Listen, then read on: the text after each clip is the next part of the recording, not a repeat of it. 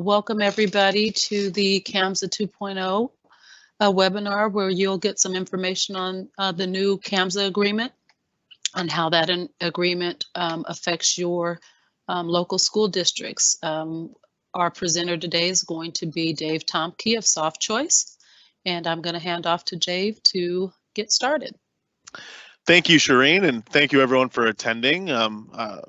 I don't know if any of you were able to meet up with us while we were at the CITE conference last month, but we gave this presentation a couple of times and got some feedback around, wanting to continue to make this available. So just so everyone's aware that if you're on this, there is a Q&A section or a conversation on the right-hand side of your screen. You should be able to type in any questions that you have. Shireen will be monitoring those questions, and we'll bring them up as needed, since I'm looking at my PowerPoint here. But this is being recorded, and it's actually going to be put on the CITE and Softchoice websites after this.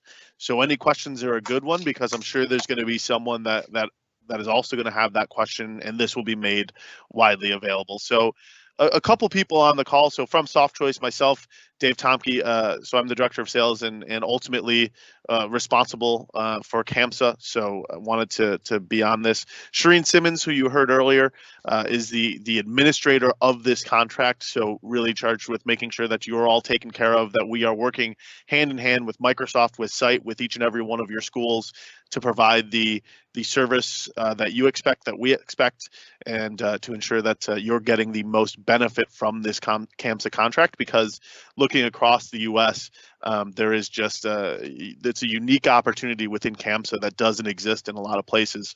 Shireen also has some very relevant background, and one of the reasons why I was super excited to be able to bring her on board is because of that background. So Shireen, if you don't mind just giving a brief rundown of the background that you have, and then we'll jump into this.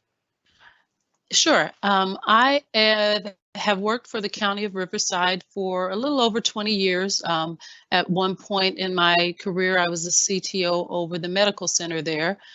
During that employment, I spent a lot of time working on the Microsoft Enterprise Agreement, which was an agreement similar to CAMSA for public sector environments, local government agencies and counties, and we sponsored that also for the state of California. So I spent a lot of time working with Microsoft, working with our local partners, and working with our county agencies inside and outside of Riverside County in managing their enterprise agreement. And so I have a really broad understanding of technology, a broad understanding about procurement processes in government, and also how the entire enterprise agreements work. And so I'm here to help you with some of those challenges and also help you understand the benefits of an enterprise agreement like this.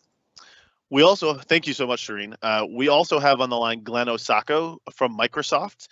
He is the main point of contact for CAMSA at Microsoft. I'm guessing a lot of you probably know Glenn already, but Glenn, I don't know if you want to briefly say anything just to kind of introduce yourself. Yes, hi folks. Appreciate everyone's time and participation as always, and hopefully this will be good information for everyone, and we'll be able to answer all your questions. Thank you. We also have Libby Garrett from CITE. Again, I assume many of you may know Libby. She's on mute right now, but will be available to answer questions via the chat as necessary. And one final point around who's available. I want to stress this now and at the end again, CAMSA at softchoice.com. Everyone who's spoken at this moment does have access to that. There's a ton of eyes on it. Hopefully you've all had a chance to meet with your sales representative, but if not, CAMSA at softchoice.com is a single point you can use. Myself, Shireen, will ensure that that gets routed to the correct resources. And even if it's just, hey, you know what, I know who my rep is, but I can't find their email, I'm on the road, what have you, don't hesitate to reach out and utilize that. Once again, it's CAMSA at softchoice.com. So diving into the presentation, really what we want to focus on is CAMSA 2.0 and what that means.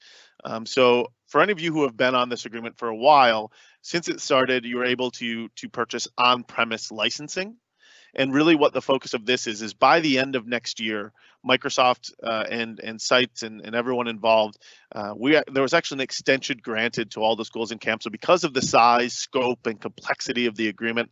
outside of CAMSA, everyone was required to move over to Office 365 and Microsoft 365 more than a year ago, but CAMSA was given an extension just again based on how many agreements there are and what the time process looks like. But by the end of 2020, even all these CAMSA schools are going to need to move to Microsoft 365. So we really want to dive into what does that mean for A3, what is the A5 option that's available to you? What does it mean to move from those on-premise licenses over to Office 365 and Microsoft 365? Following that, really what you can expect from Softchoice and how we can help you navigate those changes, the type of conversations and resources that we have available to say, okay, here's where you can maybe mitigate some cost, or here's what all of the licensing available to you under these programs is and how you can best utilize that. And we have a few examples in here around some of the new licensing that's under these programs and how schools within California are currently utilizing them. Also, just what you can expect from us around communication, and if you're the service level that, again, if you're not receiving that, CAMSA@softchoice.com, and we can certainly address those situations. And finally, the service offerings, right? It is not as simple as clicking a button to move from on-premise to cloud-based licensing. So we'll talk about that and what Softchoice can do to assist any schools with making that migration. What is M365, right? There are some misconceptions out there that exist within schools, within governments, within corporate, all across the board around what M365 is, and this is specifically M365 education, right? And I think one of the biggest things to address starting off from the beginning of this is a lot of schools are concerned that, hey, within my labs, within my carts, within all these, I have Office downloaded locally on my machine, and I'm concerned that I'm going to have to move to something that's cloud-based and it's not local. And that's not the case. And I think that's the first thing that I want to get after is anything that you download via Office 365 is still going to come as a full local download, much like you're used to. So you'll still have that in your labs and in your carts and et cetera. But it comes with some additional cloud functionality. And so really, how do you best utilize that to get the most out of your CAMSA and Microsoft investment? And there's some specific education benefits that exist in M365 that don't exist outside of that. So you can see a couple of these toward the bottom, things that we'll call out around student use benefits. So we'll talk about what's available to your teachers and your students outside of your agreement when you're on this, right? And a Minecraft Education Edition will go into Minecraft and how schools are utilizing that to really dig in with students and ensure that they're getting the most out of this. We'll talk about that later as well. One other thing you may notice on the top around Office 365, Windows 10, and EMS is prior to CAMSA 2.0 on the previous version, there were probably 3 desktop products that you remembered, and that was the Office Suite, the Windows OS, and then the core CALs. And those were the 3 things that formed the basis of CAMSA 1.0. That switched a little bit, and now you can see the 3 education platform products, which form the basis of M365, and that's Office 365, Windows 10, and the Enterprise and Mobility and Security Suite, or EMS, as you see here. So we'll go into this in more detail, but this at a high level, this is M365 designed specifically for education with benefits that you wouldn't see outside of an agreement like this. So again, one of the other big things to focus on as we look at things, high level things to take away from the move from CAMSA 1.0 to CAMSA 2.0 is you are not losing any functionality that you currently have. Again, that gets back to certainly the local downloads, but there were some questions that we had when we gave these presentations, both at the CITE conferences and when we did the CAMSA Road Tour earlier this year, looking into specific parts of the Office suite around maybe Excel and some concerns around the cloud-based web functionality isn't the same, and some of the people in my math department need to ensure that they have that, and those things all still exist. Like you still have that full local download of Excel, and that's going to have all of the functionalities that anyone is used to, but you're also going to have that limited version online to where you can log in and do, maybe not the full robust version, but if you have some people that only need it for 1 or 2 things, you do have that cloud-based functionality, which is super helpful when you need to make that more broadly available for lighter users, right? Where you certainly have some people that are going to need that all aboard there. We'll talk about the A5 as well. You can see on the right hand within EMS, really it focuses around Intune, Azure, and some security around ATP or Advanced Threat Analytics and ATP. So Intune for education, again, a lot of you may be looking at that. That's specifically designed around how are you able to push out updates and licensing and things like that, which certainly can be a time drain if you're not using a program like that. Azure Active Directory, and specifically around Azure as well, it's something that now is available, and we're seeing more and more schools under CAMSA jump into, right? Whether that's just moving a single workload to say, hey, I don't want to manage this on an on-premise server anymore, or you know what, I don't want to have to deal with the day-to-day costs of this. There's certainly a lot of movement to Azure on some of those, and we'll talk about what Softchoice can do on Azure and what those options are. And again, you see toward the bottom the Minecraft Education Edition, which was not available as the under the CAMSA 1.0. And that's actually just, again, that's included in the baseline edition, this A3. These are all included in that baseline edition. So one other thing that I mentioned at the beginning is there are some additional student use benefits that exist within CAMSA 2.0. And this is the big thing to think about, is if you're licensing your EQU count, and I'll talk about EQU count in a second, we'll talk about that on right here. So knowledge worker, EQU, FTE. I know there's a bit of confusion around that, and we'll address that in a second. But if you're licensing across your school on what an EQ user is, you then get free licensing for your students for Office 365 on their personal devices. And each one of those students and teachers actually has up to 15 personal deployments of Office 365. And that's 5 mobile devices, 5 tablets, and 5 computers. So I still haven't ran into anyone who's used all 15. I think the highest I got was 8 or 9. I know we have a Microsoft licensing resource in his family who have a ton of devices, and I think he was sitting at 8 or 9. So we still haven't seen anyone quite get to 15. But that is, you know, when we look at students being able to dig into things when they're outside of school, and we see more and more classrooms maybe, you know, asking students to do things at home and then bring that in, so there's more of a shared environment. This allows them to have that access outside of school where possible as well. And that's, again, that is no additional charge as long as you're licensing your EQU on Office 365 on the A3. This is something that you can make available. Now, you see on the bottom the little asterisk here around previously known as knowledge workers, and I hinted on that a little bit, that some of you are probably saying, EQU, what does that mean? Because, Dave? Yeah, go ahead, Shireen. This is Shireen. I just wanted to interrupt slightly. Yeah. It looks like our Q&A function is not working properly. Okay. So the next best workaround, if you have a question for Dave or anyone, Glenn or even Libby, if you have access to email, you can email that question to CAMSA@softchoice.com, and I will read those questions off for David to respond to. And I'm sorry for the issue. Thanks, Shireen. I really appreciate that. So CAMSA@softchoice.com, that's SOFTCHOICE.com. Thank you, Shireen. And yeah, chime in anytime when there's questions, absolutely. So some of you, again, may be talking about what is an EQU. So prior to CAMSA 2.0, we were asking you around what is your FTE, your full-time equivalency.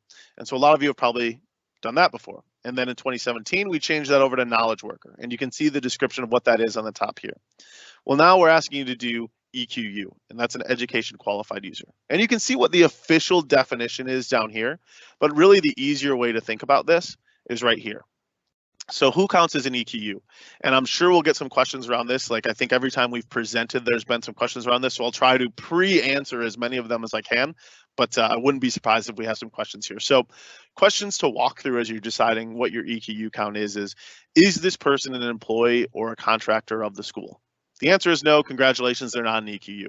One of the big differences there was previously volunteers under a knowledge worker or FTE. A volunteer could be counted as one depending on what they were doing and what they were accessing.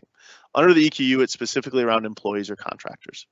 If they are an employee or a contractor, do they use an EPP? And that's, again, the education platform product that we referenced earlier. So that's Office 365, Windows 10, or the EMS. If they're not using any of those products, again, they're not an EQU. If they are an employer or contractor and they are using an EPP product, they're an EQU. Now, one of the questions that we get a lot is, What if I have someone who just logs in to check, their pay stub, or they just log in via a web to check their email, maybe school's closed or things like that. And really where it breaks down to at this point is if that person has a dedicated device to them that they specifically use, and I believe, Glenn, I believe it's 50 or 70% of the time that they specifically use that device, that is when they qualify as an EQU. If they do not have a designated device, or they're only using web-based platforms, so they log into Office online just to check an email, they would count as a light user, which we'll go into a little bit here. Glenn, anything to add around light users or EPP before we jump past that, or you feel like that's a pretty good explanation? Yeah, it is 50%, less than the 50% is the number, Dave. The other thing I would point out is a lot of school districts have labs and STEM stations that have multiple students accessing the device, and that's handled by something called device-based licensing. So Softchoice can certainly add, it's a specific $0 SKU for Office, for example, that they would add to your agreement to enable multiple student use on shared devices. So that is covered by CAMSA as well. Yeah, thank you, Glenn. And so really what you're looking at is, do they have a device that they specifically use more than 50% of the time? And does that device have one of the education platform products downloaded locally that they use? So what about those light users, right? Because we've gotten a lot of feedback around light users. So for instance, let's say there is, in the bus barn, there is a desk and a computer in the bus barn that no one person uses. There's multiple users that use that, but people are logging in to a web-based platform. Like, how do we license those? Again, because they're not using it all the time, they're not dedicated there, and they're only using web-based, they're light users. But what Microsoft found, and what the feedback from schools was some of those light users tend to be some of the ones that are more susceptible to risk or susceptible to breach. And so whereas when we're licensing EQU with security offerings, those weren't always counting toward the light users. And so some of the feedback we heard specifically from CAMSA, and I think this is a testament to Microsoft and certainly a testament to CITE and CAMSA customers as well for the feedback that they're providing, specifically saying we need an option, a cost viable option to be able to protect those users if they're logging on, even if they're not an EQU. And so that's when Microsoft rolled out this offering specifically for CAMSA to protect those users. And again, it shows again the kind of scale and scope and weight that CAMSA is able to have here. So Azure Active Directory Premium, and you can see below Office 365 Advanced Threat Protection. These are now available specifically for A1 Lite users at a discounted rate.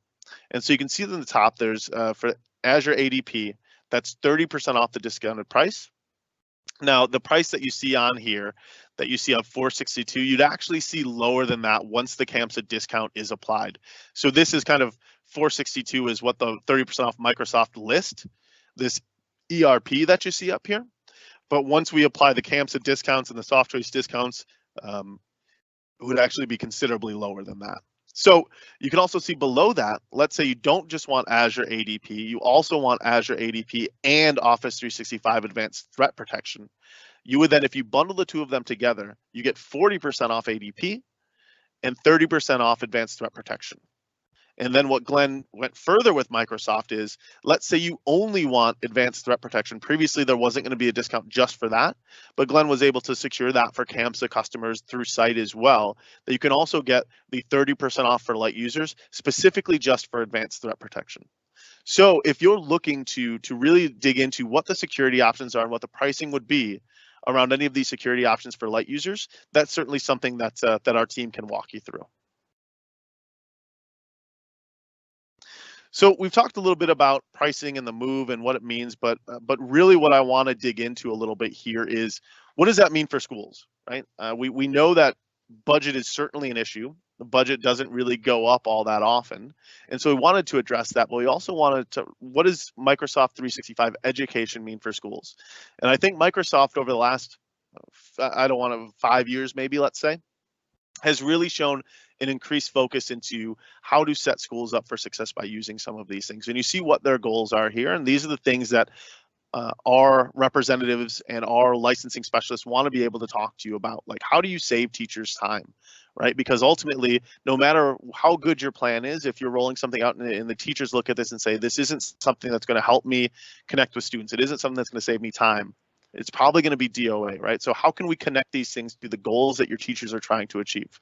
Better learning outcomes. Same things for the students, right? Ultimately, like, we're all working at schools because we believe that there's a benefit there to really helping students advance what they're trying to do. And so when we look at Minecraft and we look at teams and some of these things that we're going to share around how schools are using, these are all focused at really empowering students to exit that better prepared for the workforce, for trade school, for college, whatever that next step may be. And finally, easy to manage devices. So we have some resources available to talk about what the best devices are to get the full benefit of some of these M365 licenses. Certainly Surface devices and things like that are great. Those are sometimes, we see those more on the faculty side. Sometimes we have seen some CAMSA schools that have adopted those, utilizing some grants that have been available to really empower the certain segments of different schools and classes. So really, Microsoft has made a couple of different devices available, and we can absolutely walk you through those if you have any questions around that as well. So one of the things that we've talked about a couple of different times is Minecraft Education Edition. And as someone who very much enjoys playing video games and would very much have enjoyed playing more video games in school, like, the first time that this came up, I'll be frank, like, I didn't really grasp what that meant. I was like, well, why would they include Minecraft in a school-based platform? It didn't make sense to me.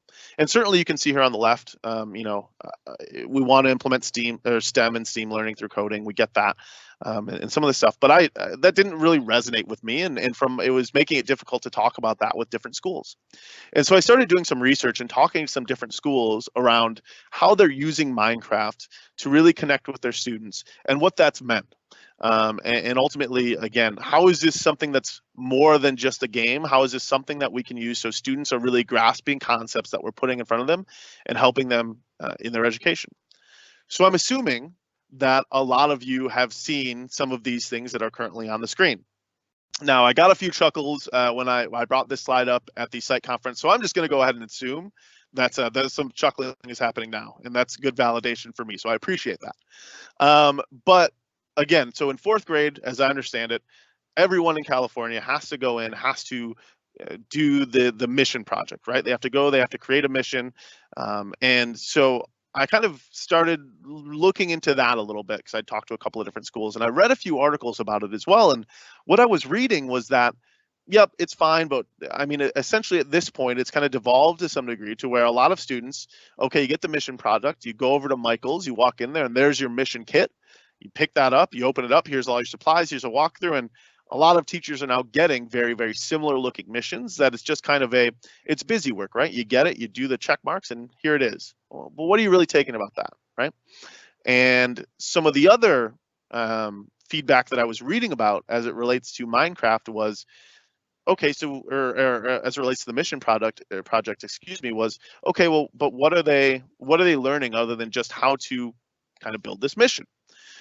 And so I found a school that was a couple of schools that I could read into that are actually using Minecraft to replace this mission project. And there's been a couple of benefits that have been taken away from that. First one being, they are just seeing students really utilizing and engaging their imagination way more than when they're just walking through directions of how to complete it. They're seeing tons of different missions that they've never really seen before and that students really wouldn't have been able to produce before. They're really not held by the limits of what they have available or what they're able to go out and afford or what they're able to do. Like, it really unleashes the students' imagination. And so they saw way more engagement with the project and they saw way more unique situations come back. But the second part of that is Minecraft has a survival mode. And again, we have resources that can definitely talk you through this. And Pete McFadden is a great resource at Microsoft that is dedicated to CAMSA, who's able to talk through all these. And survival mode really then puts the students as not only do they have to build this mission, but they have to take into account all the other things that these people would have had to do. How do they worry about food? How do they worry about shelter? How do they worry about, wild animals? All these different things. So it really transformed what had become a bit stagnant in some places back into, I think, what it was originally intended to be, which was to push the boundaries of students' imaginations and to push them into thinking, what it would have been like to have to do that and really push that message across for what it would be. Teams. So another part that is now available via Office 365 and M365 is Teams. And we're using Teams right now, first of all, which is great. So that's one way you can definitely use it. We're using it right now. But talking to different schools throughout the road tour and at the CITE conference, what I found interesting about Teams was the numerous different ways that schools are already utilizing Teams. And we know that Microsoft utilizes Teams. Softchoice here internally, we utilize Teams. And this is a big push for them. And I think this is one of those things where we look at, what the moves are from CAMSA 1.0 to CAMSA 2.0. This is a huge benefit that wasn't in there before. And so some of the ways that this has been using, you can see a little bit on the left, there are some people who are actually using this as a bit of a classroom planner, right? So you upload assignments, you put assignments in there, you provide feedback. Students are able to collaborate and work together and provide, feedback to each other while they're going through the presentation. So step one is they've been using that as a bit of a light classroom planner. But what I saw more of as I talked to people as they were adopting Teams was they're using it on the administration and on the IT side. So whether that's chat between different technicians or different members of the administration, or a ticketing system that they use this to track to be able to say, okay, I can now use this to manage like all the different tickets that are coming into me through different parts of the school. So again, I think one of the huge benefits of Teams is certainly it increases collaboration. One thing I'll say about it too, another pretty easy and straightforward discovery we had as we were talking to everyone is, I'm guessing there's a lot of schools on here that are using Office 365 on the admin side or Office on the admin side, but have some sort of Google G Suite at the student level. And that's pretty common. And what Teams has done, and I know, historically we can look at Microsoft and Google and some of these other platforms that didn't want to play nicely with each other, but now within Teams, you can actually upload Google Docs and other Google platforms that it works with. So if you have your students working on a Google Doc, but maybe we want to centralize everything through one lesson planner, you can actually do that here in Teams as well. So again, the benefit here being there's just a ton of different ways to collaborate in Teams that didn't exist under previous licensing for Microsoft. So then looking at the A5, so everything we've talked about up to this point is available via the A3, which is again is kind of the baseline bundle that you look at. The A5 is a step up that really you're looking at a couple of different things if you're considering the move to A5, primarily around security, and we'll dig into that a little bit. And you can see under Windows 10 Education A5, Windows 10 or Windows Defender Advanced Threat Protection is a big portion of this. You can also see on the top Power BI Pro. So if you're running a ton of live reporting, that'd certainly be something. Audio conferencing and phone system. So if it's something that you want to move your kind of phones and tele through, you can absolutely do that. But again, what you're looking at really on A5 is either you want to do that or you have some pretty specific security features that you want to get through on A5. And again, we have people that are available to talk you through what those security parts are, and we can talk about that a little bit as well. Glenn, or someone I think I just heard chime in a little bit. Dave, yeah, I just wanted to add something really key here is that in talking to a lot of districts, they definitely understand the A3 baseline, and then the A5 has a lot of, whether it's advanced security or analytics or the phone system that Dave referred to. The thing there is that districts that take advantage of at least two of those major things, A5 does make economic sense. But for most districts, the A3 to A5 is quite a big jump, and they typically need maybe one of those things. So, for example, advanced threat protection. So one thing that I want to make sure everybody knows is that you can add advanced one of those things, for example, onto your A3. So therefore, the cost will be somewhere in between A3 and A5 versus jumping directly from A3 to A5. So that's just something I wanted to add. No, that's a great point, Glenn. Thank you for chiming in with that. And then moving down to the next one. So there's a ton of different buckets. And again, we talked about security and what that means here. And so I want to spend a little bit of time talking about the security that's available. And what you can see here is it goes across the board. So it's not just endpoint protection. You can see a lot of different things. And one thing I want to call out across the bottom of this slide is you see a lot of other security vendors listed and where they fit into the parts of the Microsoft security. Again, referencing back to, we know that budget is always going to be an issue within schools. And so we have a kind of couple of ways to look at that. One is where a lot of schools using is we have all these things available, but we also want to layer Microsoft in over the top of that, which is great. The other part where we can see for some of this is, hey, like I'd like to get some of these benefits from Microsoft, but it's tough for me to make the budget make sense.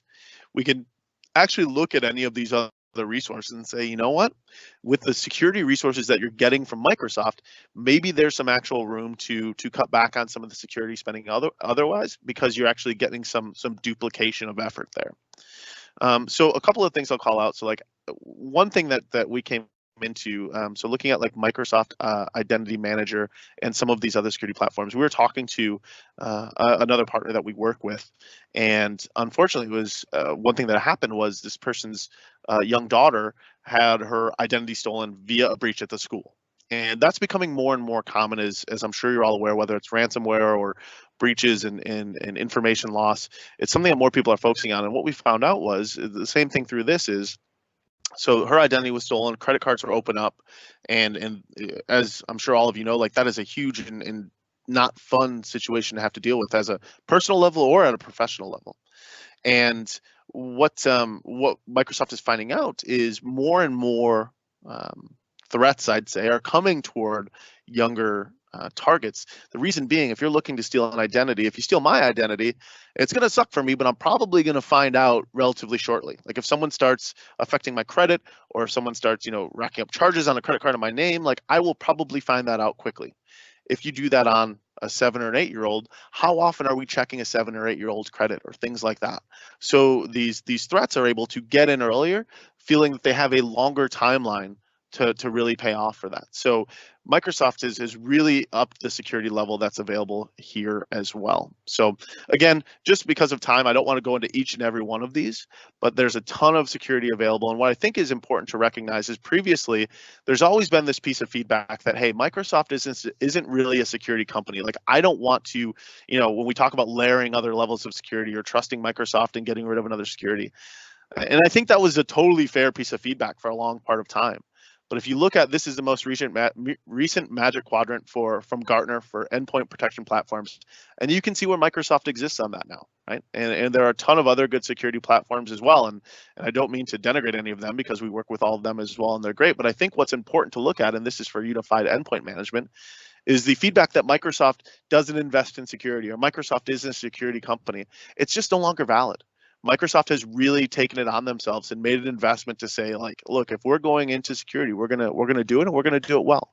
And we've seen a massive shift in that from Microsoft over the last couple of years. So given all that licensing, like what can you expect from Softchoice, right? And I think if I had to summarize that, what we really want to do is, we know that oftentimes Microsoft is one of the bigger investments annually that a school has to make. So how do we help you ensure that you are getting the most from that investment every year? And so what you see in front of you is the contract value process that we try to abide by. And what we want to do is have one meeting with you each quarter, really around your Microsoft licensing. Now, some of you may say, you know what, mine's pretty simple and straightforward. I don't need a quarterly meeting. And that's fine. Like we can do it once a year, once a half, whatever best works for you. This is kind of just our standard process that exists here. And so there's a couple of things that we want to do, and really looking at the left-hand side. So that first meeting is always going to be, let's really get a deep understanding of what your agreement looks like and what's on it.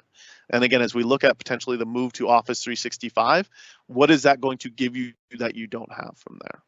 The next one, we may really focus on software assurance. So looking at some of the benefits like the student value program that we talked about earlier. How do we help you roll that out? How do we make sure that you're messaging that out to your students and getting adoption there? Really, again, making sure that your students are happy with, and parents are happy with what they're getting out of this. Technology adoption. This is a big one, and this is where we spend a lot of the time when we're having these around, okay, you've got Office up, you're running that, good to go. You have Windows. But let's go through the different pieces of licensing that are part of Office 365, Teams, Minecraft, things like that. Have you deployed those? Do you have any interest in deploying those? What's preventing you from deploying those? How can we help you? And really dig into that, because again, the goal here and where you get those value is if you're utilizing every piece of this Microsoft investment. And that fourth meeting is going to be around discussing your true up, right? The last thing we want to do, and a big reason why this contract value process exists, is we don't want to be the partner that comes to you a month, 2 months in advance and says, hey, you've got a PO due, here's your quote. Now, for any of you that may have been in the July window, it was a little rushed this year because we were awarded it in June. We couldn't really release pricing. So some of you may be saying, well, that's exactly what happened when you guys took on this contract, which is totally fair. There are a lot of circumstances outside of our control on that July one. We worked hand in hand with Microsoft and CITE, who are both always excellent to work with, to be able to get through that. But what you can expect moving forward is certainly, once your anniversary renewal have happened, is to continue this process. And if you're not getting that again, CAMSA at softchoice.com. Please don't hesitate to reach out. But this is what we want to commit to. And then again, looking forward, you can see some of the other things that we may talk about. As you all know, Microsoft changes their licensing fairly regularly. And this is another great, certainly we'll work with CITE to communicate that out broadly around, hey, here's the upcoming changes. We'll have webinars like this, but this is also a time to dig into what those licensing changes mean specifically for your school and how to prepare for those. Part of those programs that also exist as well really gets into then, okay, if you want to talk about technology adoption, where do we fit in that, right? Softchoice has a robust Microsoft services platform available to help you in migration and deploying these softwares. And what I can probably say is among the different schools that are on this call, there's probably different schools that sit in different buckets that are up on the screen here, right? So I'll use Azure as an example, as we're seeing more and more schools jump into Azure in one format or the other. Looking at Assess, we probably have some schools who are like, I would love to use Azure. I would love to move some of my servers off-site. However, I don't even know where to start. Like, I've never used Azure. I don't know what the cost would be. I don't know how to do it. Great. Like, we have, just as an example here around Azure, we have a totally an assessment that we have made available at no additional charge to any CAMSA school, which will actually look at some of your workloads that are running and say, how much would it look like to move that workload into Azure, right? And so it'll come back and say, here's all of your workloads, here's what they look like, here's what's running on each server. If you wanted to move that into Azure, here's what you'd have to budget for from an annual cost. And from that conversation, we can move forward along this talk track to say, okay, so now you know what the Azure cost would be. How do you go about doing it, right? Like, so we can help you create a sandbox environment, say, let's try that and see what it works like. Who's going to be involved in that, right? And then again, as we talk about plan, we can actually work with you to build out a statement of work. Now, that could be something that we do. Like, we have a very, again, a full network of people. When I get to the end of this, I'll walk through some of those people. Brian Burns is one, who's a solution architect here, who, if you say, you know what, I looked at that assessment that you provided, and I want to move these workloads to the cloud. And some of you are there saying, I want to move these workloads to the cloud, but I'm not sure what to do there. Great, we can handle that. Brian would sit with you, architect out what that would look like, and provide you with a statement of work of saying, here's what it would look like for Softchoice to do this migration for you, and here are all the deliverables that you can expect from us. And finally, optimize. Like, there are probably some of you that are going to say, I'm on Azure, it's great, I love it. And so where we can really fit there is around how do we help you optimize that? And so we have a managed services platform called Keystone that we can layer on top of either Office 365 or Azure. And within the Azure case, we actually have an interesting use case. We can do a couple of things. We can start all the way from just, hey, within our website, we can give you a little bit of a platform or a chart that you log into, and it shows, here's what your Azure usage looks like, here's how much that cost is going to be, and here's where that's coming from. So really just give you insight into what your Azure environment looks like and what that cost is going to look like. Or we can go all the way to the other side to say, we can put some hardline goals in place to say, if you want to make Azure available to these people, great, they have access up to a certain dollar value, and then it shuts off and they need to come back for more. And why that can be super important to schools is we have a school that we work with, not a CAMSA school, who started adopting Azure, and they were utilizing it in a research lab. It was a research institution we were working with, and they opened it up to all their students for their kind of final project to say, hey, go in, do whatever you need to do. You've got this Azure sandbox that you can work in, which is great. Students loved it. Everything worked perfectly. The program was great. The problem was this happened right last year heading into Christmas. And those workloads and all of those environments were left up over the holiday break, and no one remembered to shut them off. And there weren't any programs in place to do that. And so they came back and received a pretty substantial six-figure bill around the Azure overages that they had not planned for, right? And I'm sure a lot of people on this call have had to go to their superiors in one format or the other, to the whoever it may be, and say, maybe in front of the board, hey, I didn't plan on spending this money, but I need to, or I did, and please help. And that I've had to go to my boss and have that conversation, and it is not fun. So when you're really looking at Azure, that's one more thing to consider is how are you going to control the costs, and we can certainly help that. So the goal here being, no matter where you're at in Azure or Office 365 deployment, whether that's Teams, Minecraft, whatever it may be, we can help you go down that path. And this slide just exists like even outside of that. Maybe it's end user adoption, right? So you're going to roll out Minecraft, and we've helped you architect that, and we've helped you roll out what the migration will look like. However, if your end users, if your students and teachers don't see how that's going to benefit them or how it's going to make the teacher's job easier, save them time, it can be the best planned project in the world, but without that buy-in, it's not going to go anywhere. And so we can help you on that, or training and getting you up to speed across the board. If there's something you're looking to do with Microsoft or understand better, we probably have something that can assist with that. But one thing, and we're coming up to the 45-minute mark, and I want to leave time in case there are questions at the end, is I want to make sure you're all aware of the resources that exist under this CAMSA program right now. And we're able to actually kind of introduce everyone within the room when we were able to do this at CITE conference. So I wanted to add this just to kind of visualize the resources that are available to CAMSA and what we've built up to support it. And what I'd say is, getting back to the July window is, you don't really get a grasp of how large and scalable an organization like this is until you actually get visibility into those agreements. And we've been working very closely with both CITE and Microsoft. We have an hour and a half to 2 hours of meetings every Monday where everyone's involved. So there's a half an hour where it's Libby at CITE, as well as Glenn and CJ from Microsoft, myself, Will and Shireen that you see here from Softchoice, digging into, hey, have we received any feedback? What's our next step? Do we need to solve for anything? And that's followed up by a longer meeting with everyone you see here, including Microsoft and CITE, to talk through, okay, let's ensure that each individual school, let's go through, we have a master document that lists every school on CAMSA with notes when their agreement is and whether or not we're moving in the right direction. So we are open to your feedback, CAMSA@softchoice.com, or you can also reach out to Libby or Glenn, whoever you feel comfortable with.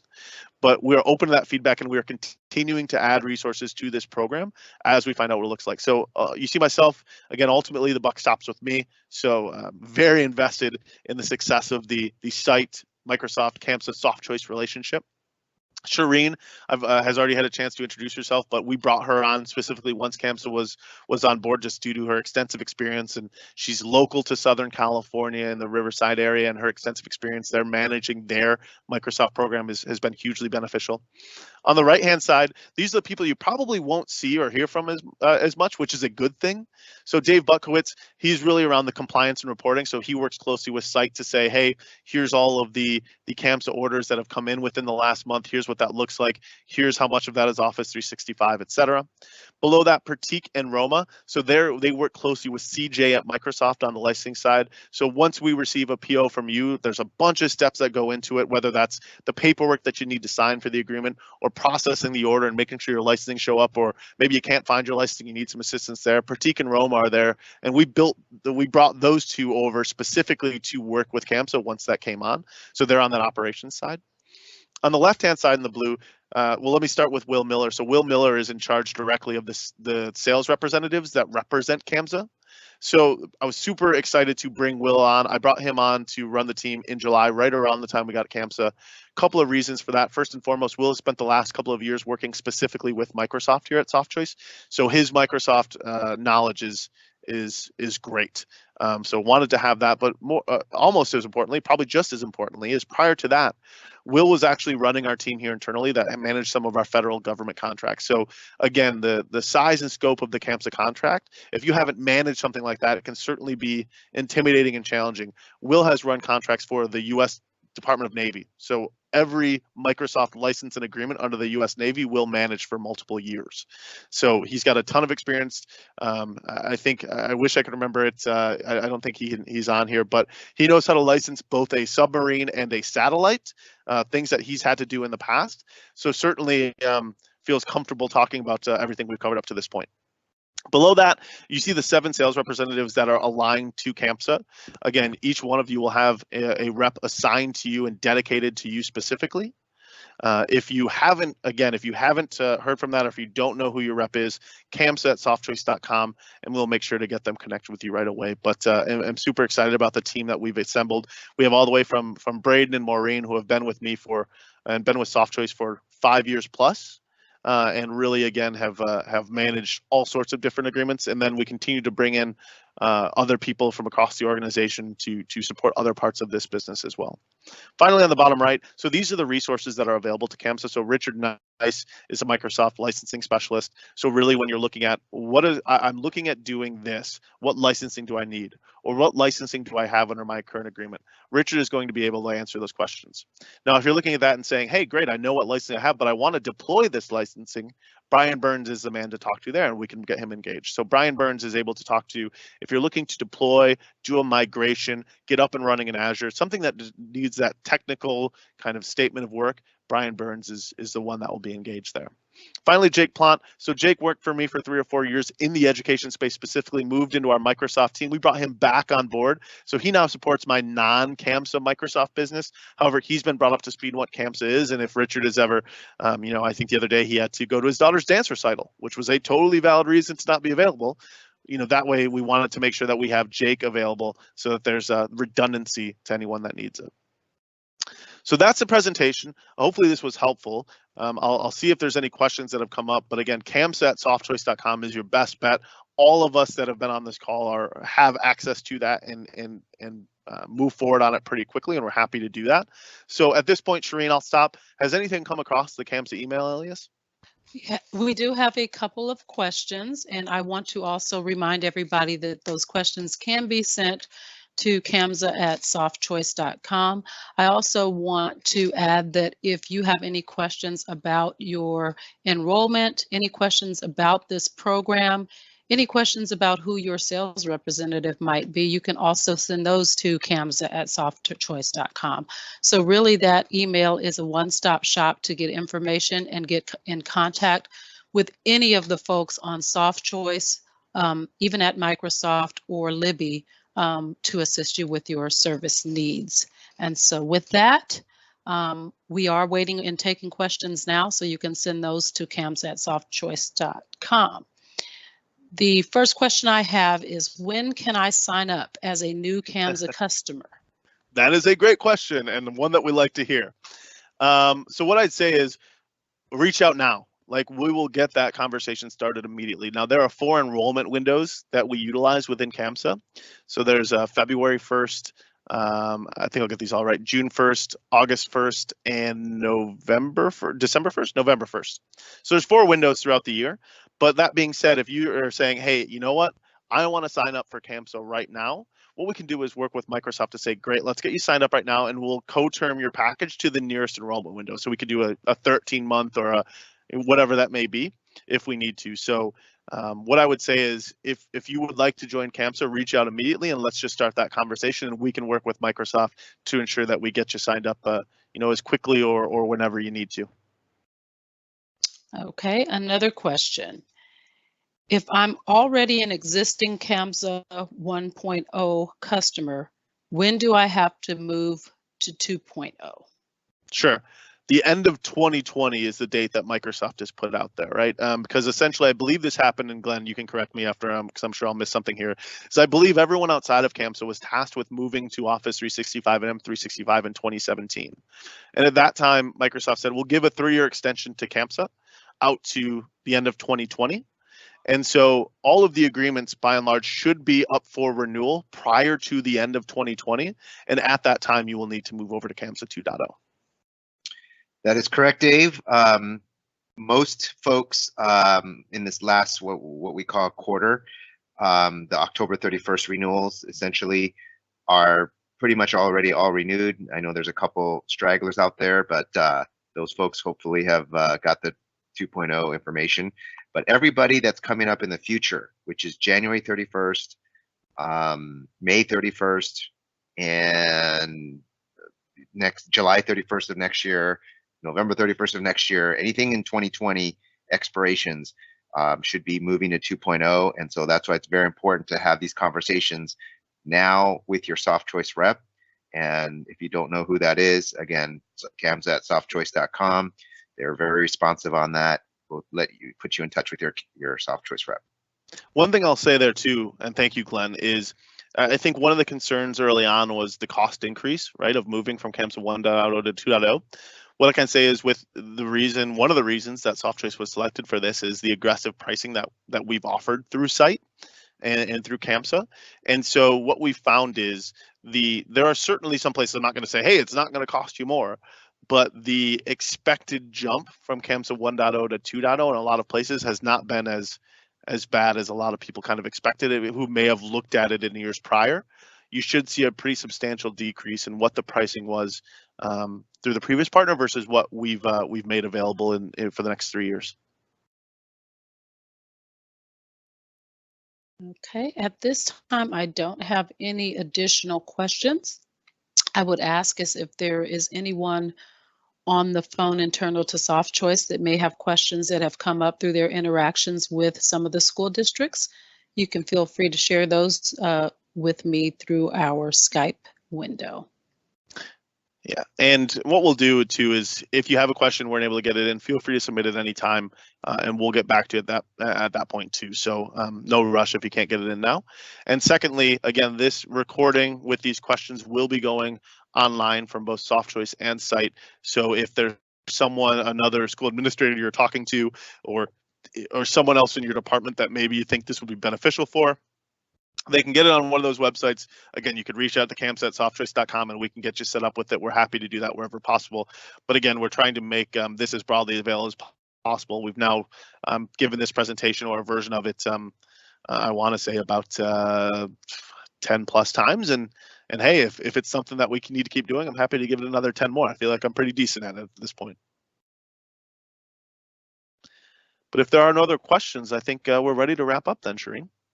I think that we are. I'm not receiving any additional questions.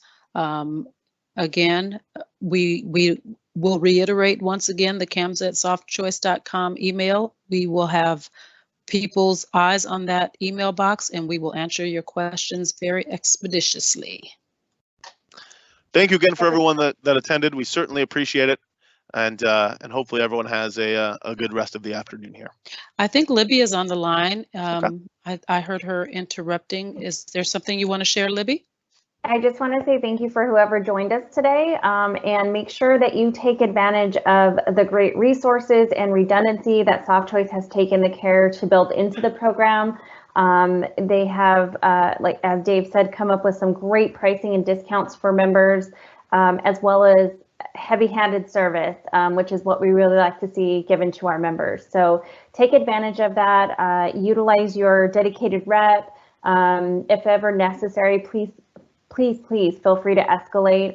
There are a lot of people put in place at Microsoft and Softchoice and CITE. And as Dave said, we work very closely together. We are on calls for hours every Monday all together, dedicated to making the program the best that it can be for all of our members. So please take advantage of all the offerings. Thank you so much, Libby. Dave, do you want to close up? That's it. I've got nothing else. All right, then. Everybody have a great day. And once again, we want to thank you for joining us on this webinar. Thank you, everyone. Thank you.